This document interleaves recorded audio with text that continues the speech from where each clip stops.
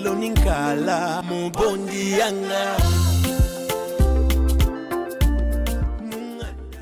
Building your dream home is never just for yourself. So when actually building, it's never really just by yourself. But for first-time builders and homeowners, you are often wondering, what sort of team do I need to assemble? How do I find these people, and are they even professionals? So when it comes to answering all these questions, who to bring on your team to achieve Bondi Yanga, we tackle that in this episode of Bondi Yanga.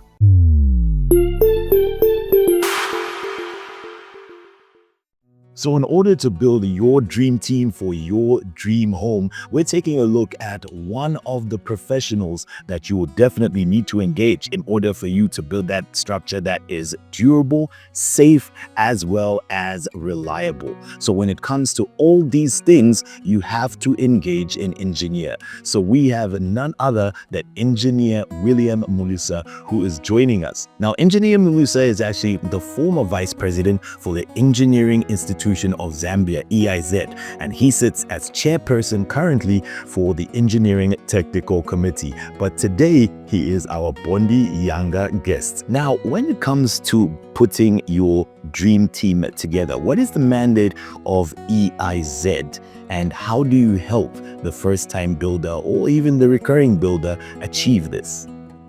Okay, the Engineering Institution of Zambia was established, and the Act of Parliament, number 17 of 2010, with a key mandate of regulating and promoting the engineering practices. So what does that mean? We literally look after everyone involved in engineering work. As individuals, that is from craftspersons, those who are hands-on, technicians, technologists, and engineering professionals themselves, the professional engineers. Now, also as firms, is companies who are dealing with engineering. We also looking after them as firms, and they could also be even units. So you can be an organization, not primarily in engineering, but you've got that unit in your organization that is dealing with engineering. You ought to be registered. Yeah. Now, you also mentioned craftsperson. So is everybody that registers with you according to that wide grouping and your mandates, do they all have to have engineer in front of their title? Because you have described craftsperson in this as well. So let's take a look at that. Yeah, craftsperson, they've also have their own categorization. The highest title for them would be master craftsperson. So they start with craft person. If I was a craft person, I'll be like craft person Luisa or craft Luisa. At the highest level would be master craft person. That is the highest level of competence and professionalism in that category. So definitely there are professionals out there as individuals and bodies such as yourself. So it's not just about, I know a guy who does ABC. No. I think that's why we are there. If you have no clue as to who could be a plumber, who could be an electrician or a carpenter, we've got a database, a register of those craftspersons. So craftspersons are these hands-on people, and those could be bricklayers themselves, they could be plumbers, they could be carpenters. We have a database there, and they are being monitored and they are being helped to improve on their professional skills day in, year out. Okay, so we come in one category, but let's talk about engineers, all right? What is their role when it comes to housing development projects? Engineers work, of course, in a team, or for you to develop the Bondi. It is a collection effort of professional teams, an architect to draw or design the house. Engineer needs to be consulted on the foundation as well as structural elements of that house. And usually they work in collaboration with other professional teams. So as engineers, we are there to make sure that your house is safe, in the sense that your foundation is adequate enough to handle all the loads of the house, the weight of the house on that particular saw. And it's not a case of, I use that design there, let me take it on another side. No, you have to call in a professional to assess the site conditions and to test the soil. And he's going to advise you on the design of the foundation.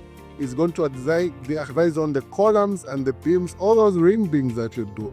Please remember to consult a professional like an engineer to help you. Okay, well, what happens if you do not engage, as you said, a professional? Why is it important to have qualified people work on your dream house project? I think 3 words come here.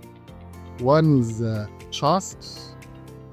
The other one is you need someone who is accountable, and you need assurance of competence. So you can pick any person to do that who says, did the house at your neighbor, okay?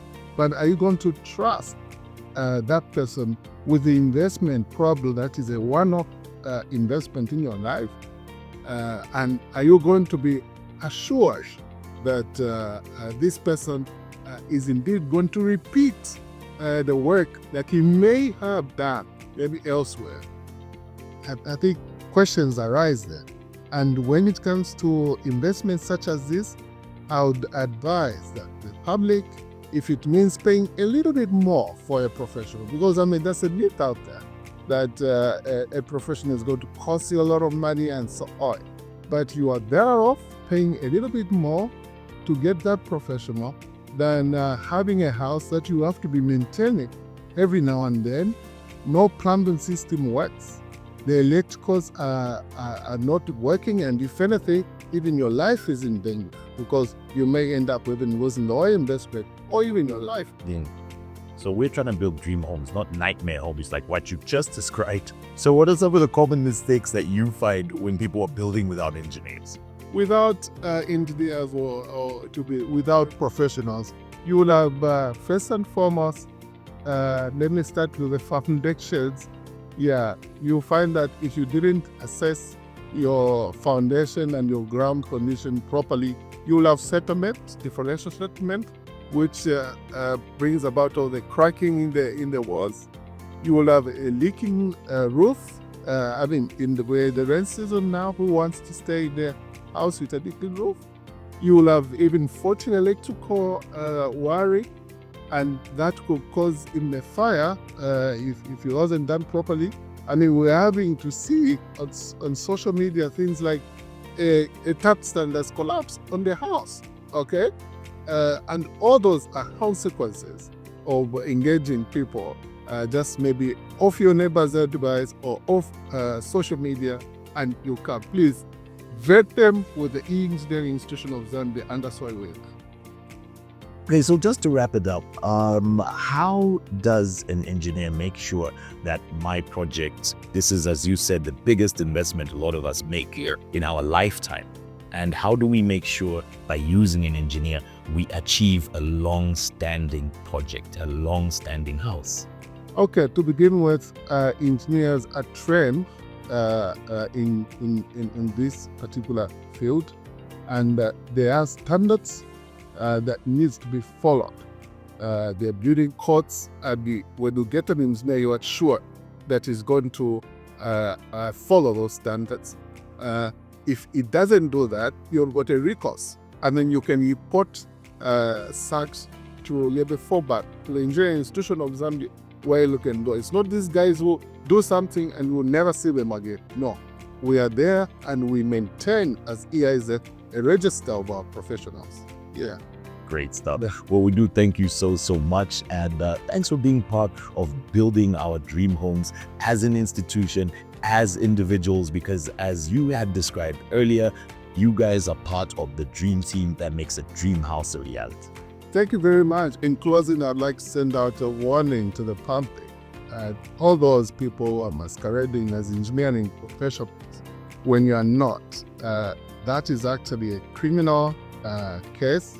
If you are caught, you are liable to a payment of penalty fees up to 1 million penalty, or imprisonment up to 5 weeks, or both. So it is a very serious matter, criminal case. If it is investigated and you are caught, the law is quite clear and to catch up with it. Yeah. Now, dream houses, not nightmare projects. So thanks again for ensuring us that institutions like EIZ are there to take our hand on this journey. Pomanga, abondi yanga I made sure I was a very window. Lelo ninkala mu bondi yanga.